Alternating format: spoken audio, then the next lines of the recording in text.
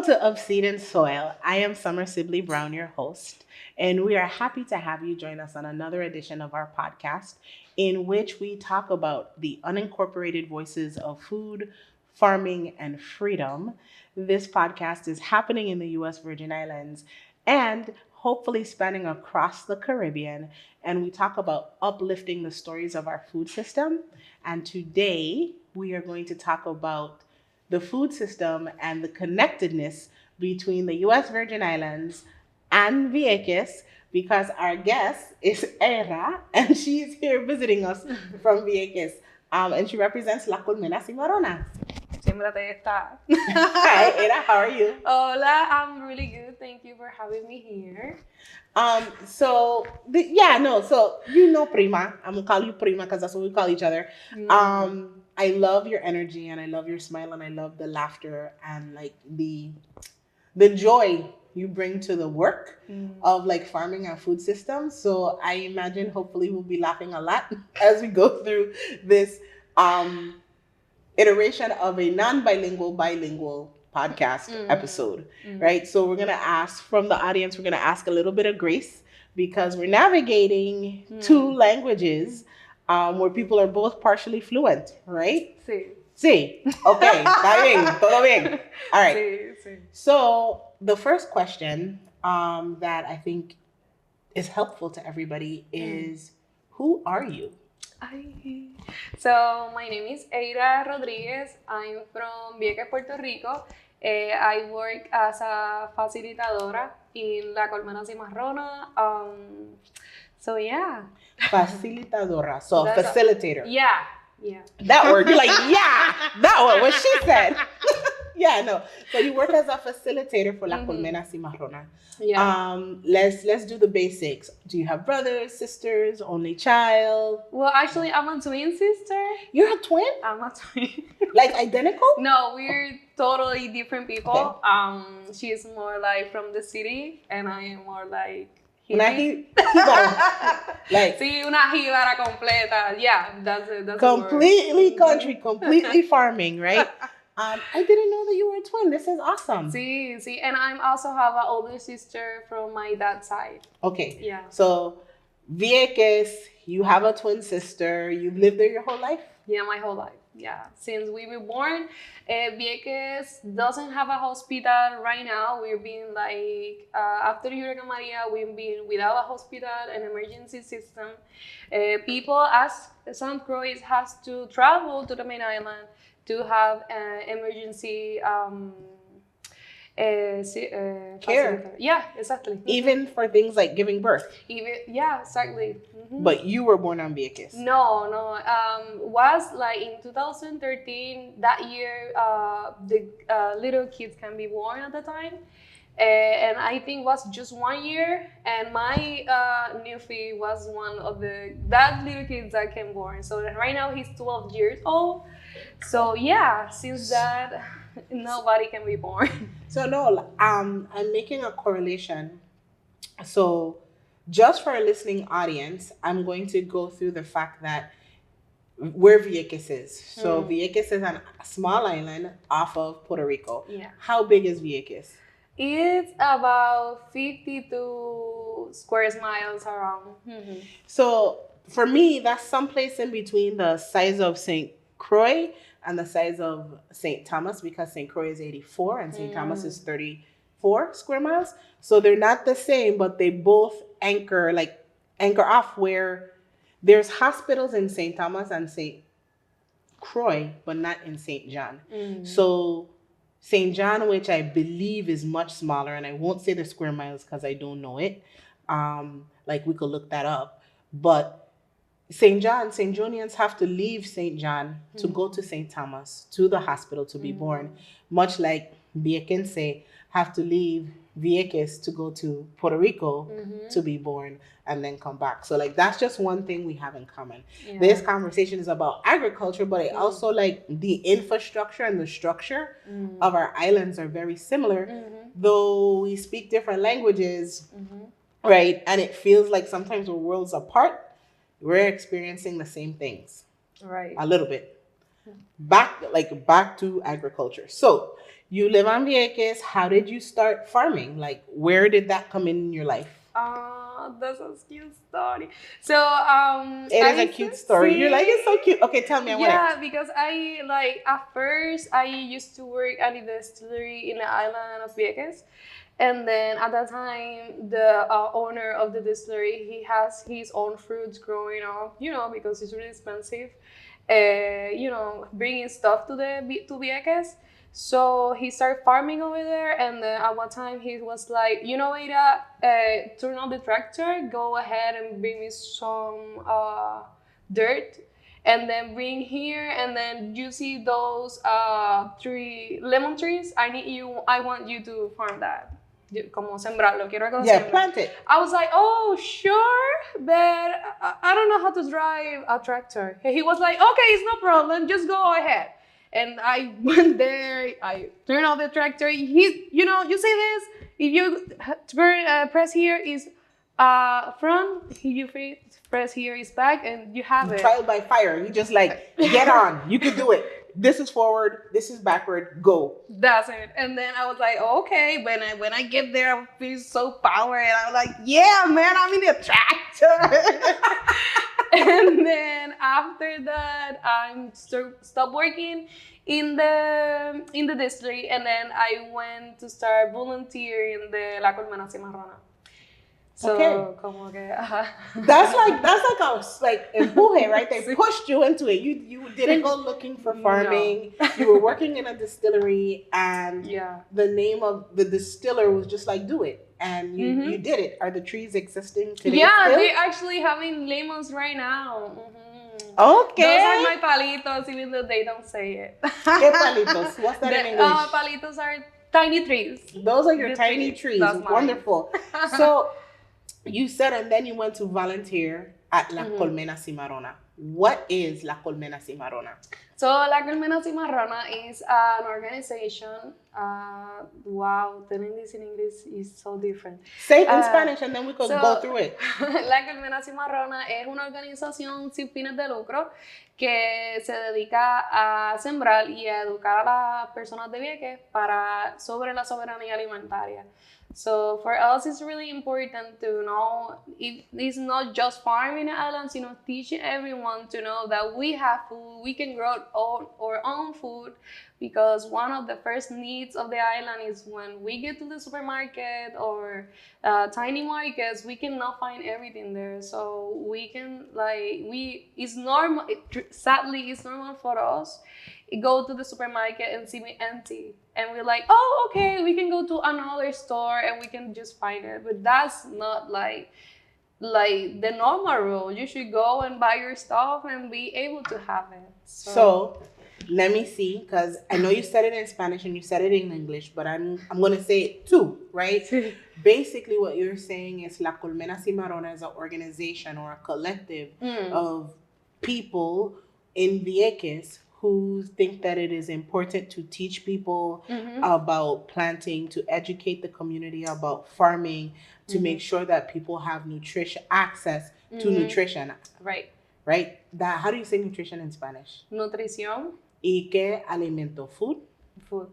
See? So one of the things that I think we should talk about is the fact that we have the same challenges. And in order to work together, we're like bridging a language gap, right? But somehow, even though, like I said, we both have like broken pieces of it, we have clearer communication across food than people who speak our language, right? So that's like a really powerful part, I believe, of our story, is how food is bridging places where we think natural language should be between English and Spanish. What we have is like food work. Right. And it's been super clear. Right. Even though I don't consider myself bilingual, I know exactly what you and Anna are telling me. Same. Right? So that's beautiful. And you guys are experiencing this authentically as we navigate. Like, how are we going to do a show that tells people who we are and the work that we're really proud of? Oh, and by the way, we may have to do some of this in Spanish, some of it in English, and then some of it in Spanglish, right? Which is like, how are we going to translate that? we'll figure out by the time you see the episode. Subtítulos aquí abajo. Aquí. Subtitles on the bottom. So, okay. So you were working at the distillery. Mm-hmm. You became a volunteer at La Colmena, which is a collective. How long have you been volunteering? And what has that added to you? So I've been volunteering in 2023. That's when I started volunteering. And the second day out, every Wednesday we have a brigada. So every Wednesday we like get together. And my second Wednesday, I was like, Anna, can I take some photos and videos? And she was like, oh my God, yes, definitely. And she gave me their Instagram and said, take all the pictures you want. And I was like, oh, that's so cool. I have their Instagram. So I started doing reels and videos and taking some photos. And people start like them a lot, like telling Anna, oh, I love loving the videos. I love what you're doing. And then so after people like approaching to her, she was like, you know what? You will start working here. I was like, loca. And then in the end of in December of 2023, she was like, oh, Eira, you will start 8 of January next year, okay? I was like, ¿qué? Yeah, you start in January. I was like, ¿en serio? Yeah. And another push into it. So just to recap, right? So una brigada, that's a brigade. On another episode with Zavi, who was also interviewed, she talked about mutual aid, right? And part of mutual aid is brigading, and we talked about how that brigading is used to build skill. And La Colmena Cimarrona does that weekly on Wednesdays, right? And then you basically became their social media manager, like by accident. Yeah. Okay. And you still managing their social media today? Yeah, I'm the ones who do the reels. Go and watch the reels. They're really good. You guys have a lot of followers. Sí. High five. So I'm doing like the reels, like we all of the like the ladies. So yeah, the Colmena Cimarrona is an organization directed by women. So all of us are the ones who like work in the social media, but I'm more focused on the photos and the reels on the Instagram. So when you say women, right, mujeres, ¿cuántos son? How much of them? So we have a junta. It's like a, ¿cómo se dice junta? Like No a direct. A director? No. It's like it's a group of people that is not like paid or nothing. They just take decisions about the board. Yeah, exactly. I think that's the board. Yeah, close enough. We know it's the board. The people who agree on what's gonna happen. Right. So most of the junta, they're like females, and then working directly with La Colmena, we have 3. Yeah, sure. Como gestoras, like the bosses over there. Okay. Yeah, there are Annalisa, who is the founder, la fundadora. Annalisa, the founder. We have Do you remember this? What does this mean? Suave. Where did we experience this? Suave. So another important part of what we're going to share is that we were in an encuentro together, a gathering that had mixed languages, and we had translation, right? How do you say translation in Spanish? Traductoras. Right? We had translators, live translation, right? Where we had in headphones and you had your channel and it was speaking in English or Spanish. And when the translators were speaking, if they did this, it meant that we needed to slow our speech so that the translator could translate and other people could hear it clearly. That is why I started doing this. So Eira Mija would be proud, right? Mio.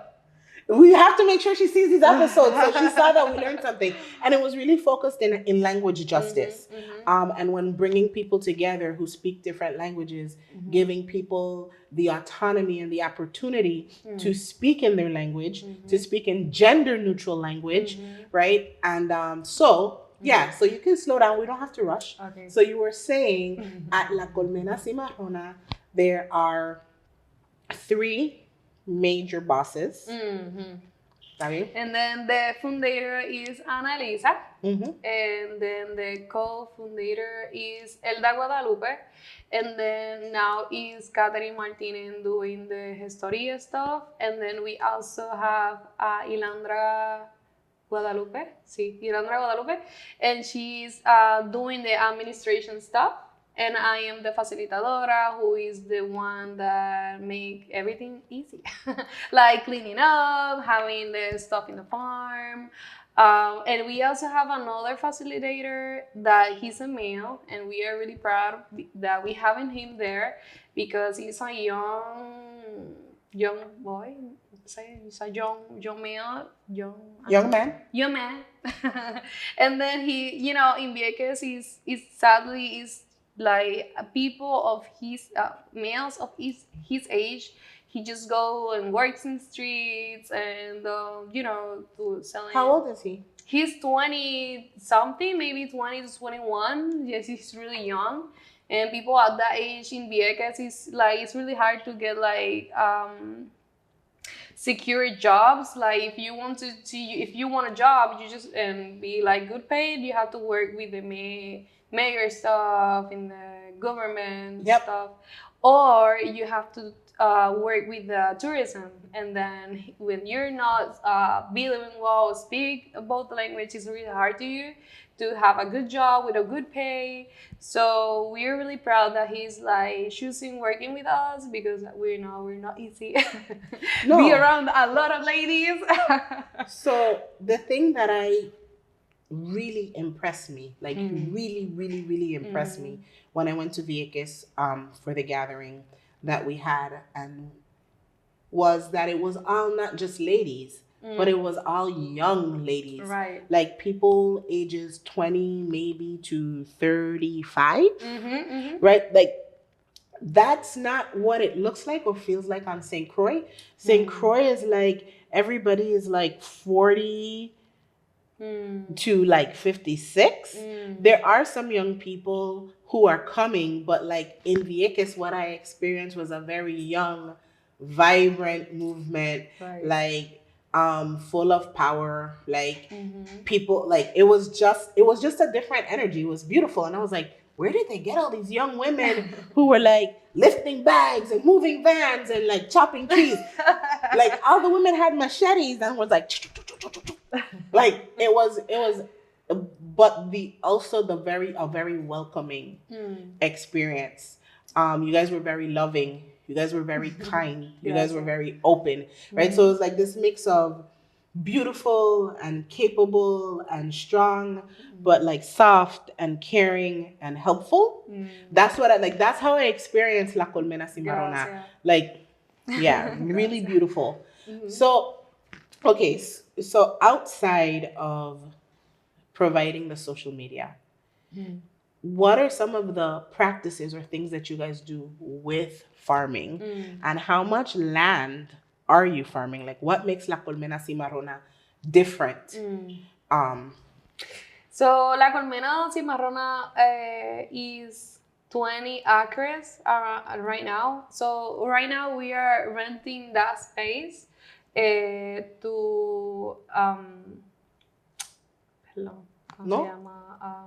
Administración de Terreno, which is part of the government too.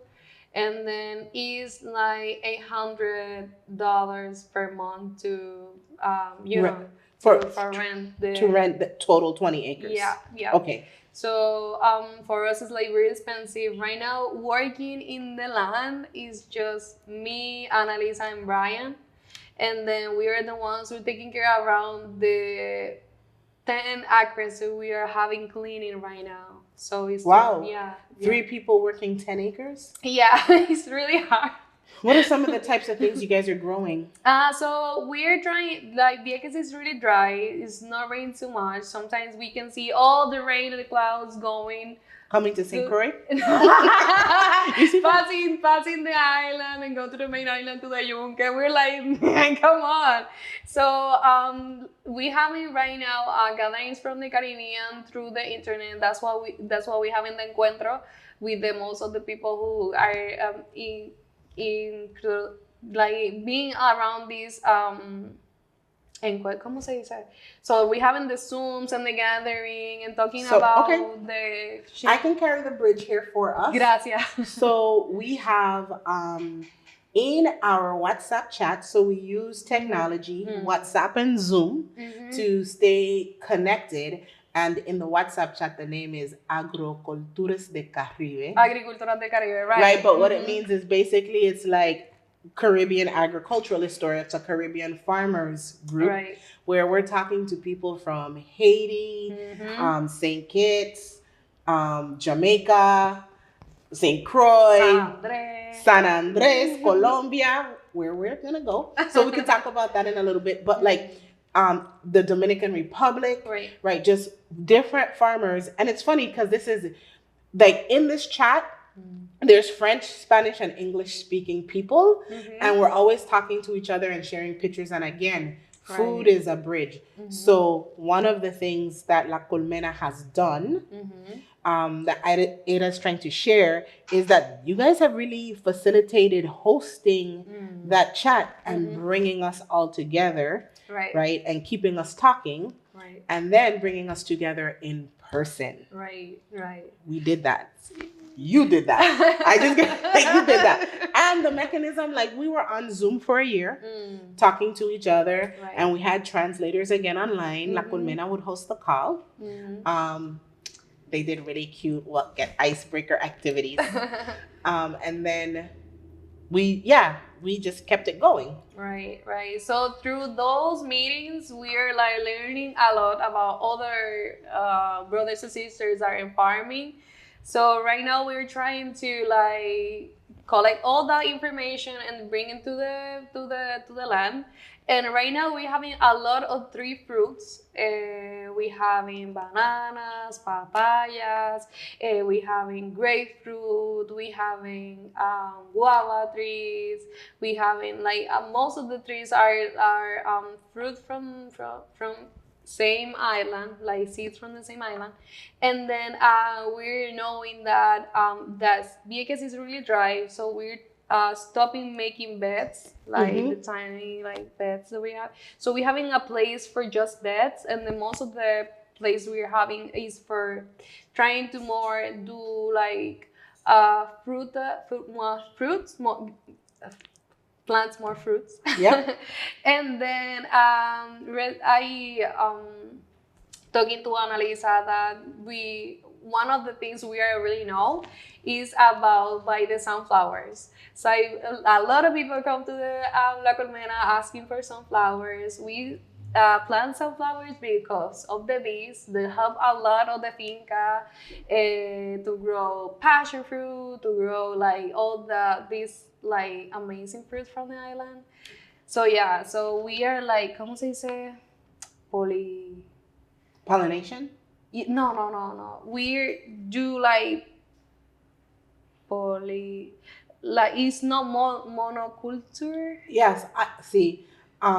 So companion planting? Right. So we see a lot of things like together for protects all themselves, like from the. I get it. So see, this is what happens in real life. So what we're talking about is La Colmena Cimarrona. They use agroecological practices, right? Agroecología. Agroecológica. Sí, gracias.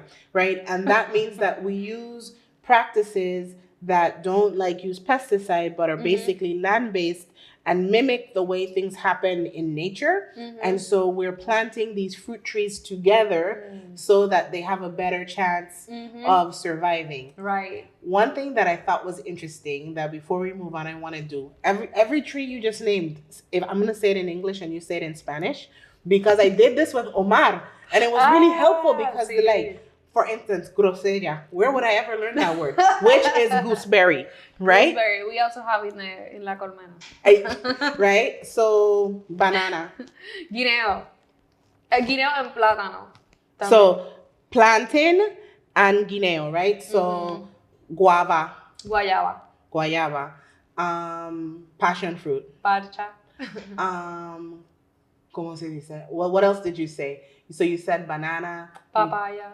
Papaya. Papaya is same. Papaya. Right? And so papaya is papaya. But like when I was in Vieques, sitting down, just talking with Omar and looking across, like here's how we say this here. Here's how we say this here. And even in Jamaica, we had a chance to go through Colombia, San Andreas, the Virgin Islands, and Puerto Rico, and St. Nevis, and talk about the common names that we call things, which is something that is just so simple that if we all knew that sometimes we're talking about the same thing. And when I went to Hawaii, we did the same thing because they call parcha lilikoi. Oh. Yeah, and pana, breadfruit, ulu, right? Which Zavi mentioned she worked for the Ulu Institute, but I forgot to mention that ulu means breadfruit, right? But they say pana in Puerto Rico. So it's just like, we're all talking about the same things in island life. They call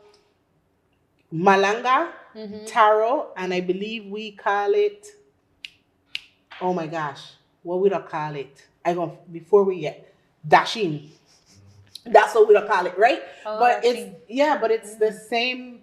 It's the same ground food. So like even in this, hopefully anybody watching this episode, if they just walk away with the different names of things, I feel like we did our job. And if they walk away saying, oh, there's a relationship that we could be building, even though language isn't the same, I feel like we did our job. I want to talk to you a little bit about earlier when we were not on camera, we were talking about the connection to Vieques and St. Croix in specific. Tell me what you know about that connection. So after when La Marina was in the island, you know, they take us from the land and they put us in the same area. A lot of people start traveling to San Croix, and for me, it's like go to San Croix is the most Vieques setting you can do. Like for real, like everyone like I went to San Croix, I go to San Croix. So it's really like familiar for us. Like know that people, a lot of Viequenses and family and Viequenses have a lot of family here in San Croix. Like it's really normal. So historically, for those who don't know, that Vieques was occupied by the military for a very long time. When did you guys like actually actively push them out? What year? It's been like 21, 22 years ago of that. Yeah, so it's like a lot of people fight for that revelation.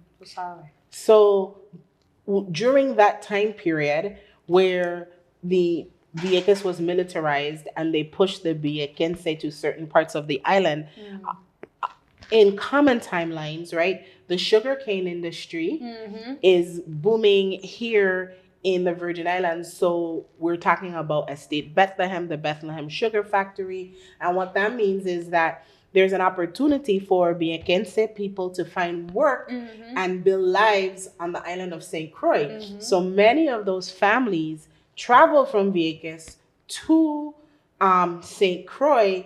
And so we have a lot of people whose origins are Viequense here, right? So when you say going to St. Croix is one of the most Viequense things you can do, right? Like that's historical. So two of my board members have Viequense roots.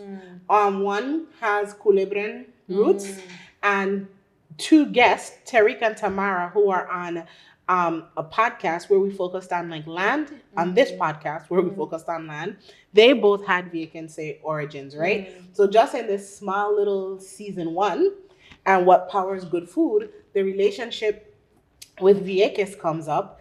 And I didn't realize it until I met Jade, who was from Vieques, who came to St. Croix to do work. And she's the first person who told me, she's like, you know, we have a lot in common, right? And then when Chasti came here, he was like, I want to find every Viequense person, right? When we had the conference. I was like that. I don't tell nothing, but yeah, yo quiero encontrarme a alguien de Vieques. It's like, I want to find my family. I want to find my people. So yeah, I think there is so much more to our relationship. So La Colmena Cimarrona is a collective. A collective of who, what, like how many farmers. Right. So Chasti and Erika, they both is part of the collective of Vieques, of the La Colmena Cimarrona. So La Colmena Cimarrona has four, like, for me, pilares. I don't know. Like, 4 pillars. Yeah, the most important one is the finca, es la siembra. Farming. The second one is el panal, which is the part where we share with the people knowledge and studying and all that, doing that. So the education platform. Right. And then the third important, like, pillar that we have is la colectiva. Which Collective work. We're doing it. So it's really beautiful to see, like, how we can, like, it's not having the knowledge and just farming or sharing it. It's like being a group, like working together. Community. Right, because it's so beautiful. Like when all of the collective are together, the work is really done, like for real. And then it's really beautiful see how in every month we gathering together. So one of the farms that we're having this last month was in La Colmena, and we're having a lot of trouble with the el riego, like the water thing. Okay, water. irrigation. And then we will have a lot of trouble, and then all these guys start helping us, and now we have water. So we're really glad and happy that we having them in the farm, because it's really dry right now in this summertime. So yeah, we're like, when we're together, the job is really done, and I'm really we're proud better of together. It. Right. We are literally better together. Right. And so one of the things that I understand, and I understand this because I asked Anna, because after I left the gathering that we had, which we affectionately call the encuentro, right? Well, after I left the encuentro, I was like, wow, this energy is really different. This energy is really good. I want to learn more how to cultivate it, because there was a lot of trust. There was a lot of work we achieved in a small moment. And even though we were navigating a lot of changes, it didn't feel like chaos, even though it was chaotic. It still felt like smooth. So when I called Anna and I asked her about brigading specifically, she was like, she told me about the 2 types. So she told me about the weekly brigade, which happens on Wednesdays. And it's like volunteering and skill building, right? So people come, they might not know what to do. You're going to teach them what to do. Right. This is how you weed. This is how you blah, blah, blah. And you're going to do it. And then she told me about the monthly farmers brigade, right? And that is with people who are farmers who have expertise, or they know the practices. Right. So now you can come and problem solve or finish a larger project. And in your case, it was irrigation and water. And tell me how you say irrigation in Spanish again. Riego. Riego. El riego. Blah, blah, blah. We're going to get it, right? Sí. But this is how language is also acquired, right? So in a weird format, like making mistakes and fumbling to speak Spanish, or fumbling to speak English, or fumbling to plant trees for the first time, is like, you don't get to do anything. You don't get to learn how to walk without crawling, and you'd have definitely fall down. So I feel super comfortable. It's weird that we're doing this on camera, but like, let's get it. So you were saying, like, the third pillar was the collective community building. Right. And then there in that collective, we have 5 group of farmers who doesn't own the land like us. We're renting, they rescue the land, so we don't have title of, we and them doesn't have the title of the land. So that's we have in common, because doesn't have those papers, it's really hard to find funds or found help to farm in their land. So that's why we have this collective for help each other, for if they need some water, we just made the irrigation stuff. You're So, so yeah. funny. You're so funny. You're like, I'm laughing at myself. But you Sí. make the irrigation, yes? Right. Anything that they need, we just having the opportunity to help them. So yeah. So when you just said something that I find very interesting. You said rescue the land.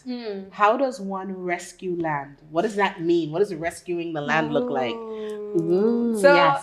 most of the Viequenses doesn't have the title of the land, and then there is this is like really important for us.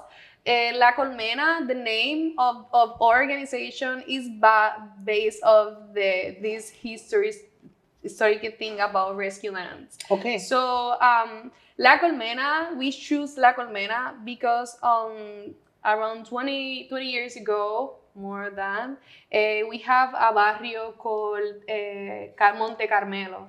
A barrio is a community or neighborhood. Go ahead. Monte Carmelo neighborhood. Yeah, and then he started rescue that land that the Marines have kept it. So he started doing his house in the top of the hill, and a lot of the Marines trying to take out his stuff and his family, and he's like putting a lot of bee boxes around of their stuff. When the Marines start open them, the bees come in and attack them. So that's a mean of resistance to be Una forma de resistencia. So basically what it is sharing is that there's a person who, when he rescued the land, it was land that was captured by the Marines or used by the Marines. He put his house on the land, and then he strategically placed bee boxes to be his defense. So the symbol of La Colmena Cimarrona is actually a beehive. Right? So that makes so much sense. And what does your shirt say? Oh, siémbrate. Siémbrate esta. What does that mean?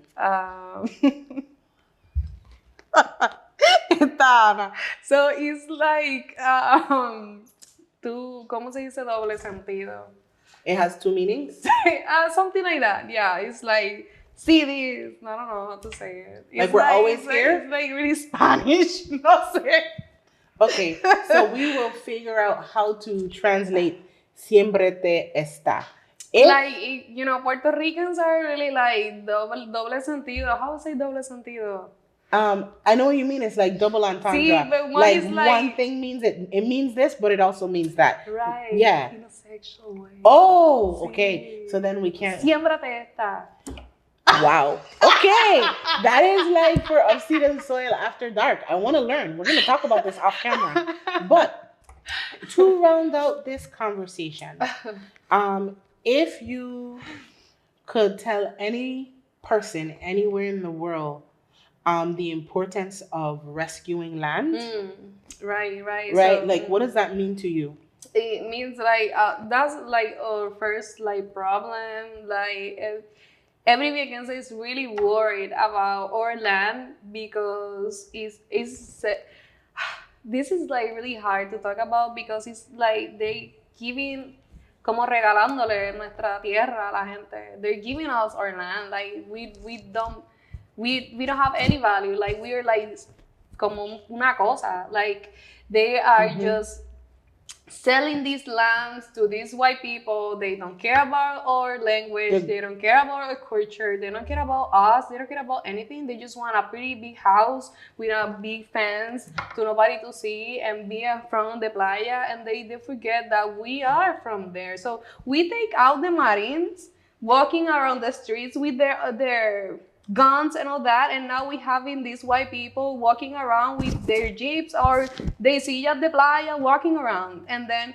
we're losing our land. So we have to rescue our land, like giving inside the montes, inside the, how to say monte? Mountains? No, because we don't have mountains in Vieques. Hills? Like hills or hillsides. Yeah, so we having, this is like we having to open fideicomisos, we having to do a lot of stuff to can give people secure land, you know? Yeah. ¿Cómo traduzco eso? So how I would translate this and how I would wrap up this conversation is, the truth is that my interpretation of what we're sharing is that Vieques, many of them feel under attack. They feel like their land is in danger, and that's why they call it rescuing it. Because your home, you're talking about the military came and took it, and now people from outside who have money, they can buy pieces of it, but they're buying pieces of it and erasing the people from it, the culture from it. You don't have access to it. They're just building up walls and doing exactly what the military did. And you guys see that as a threat against the land. So you're actually protecting the land and rescuing the land from the same situations happening again with a different actor.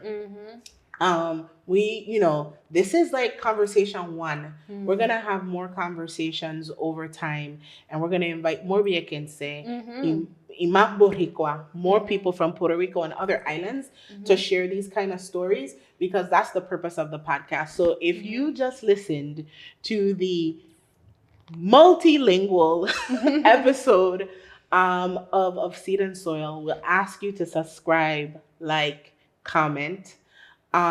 But more so, we also want to ask you to consider what it means to be in relationship with land, and what land remembers, and who land belongs to. So as we talk about land stewardship and how you purchase it and where you go how are you in care of that, right? Just remember Vieques, because their story is not that much different from St. John, St. Thomas, St. Croix, St. Kitts, any island paradise.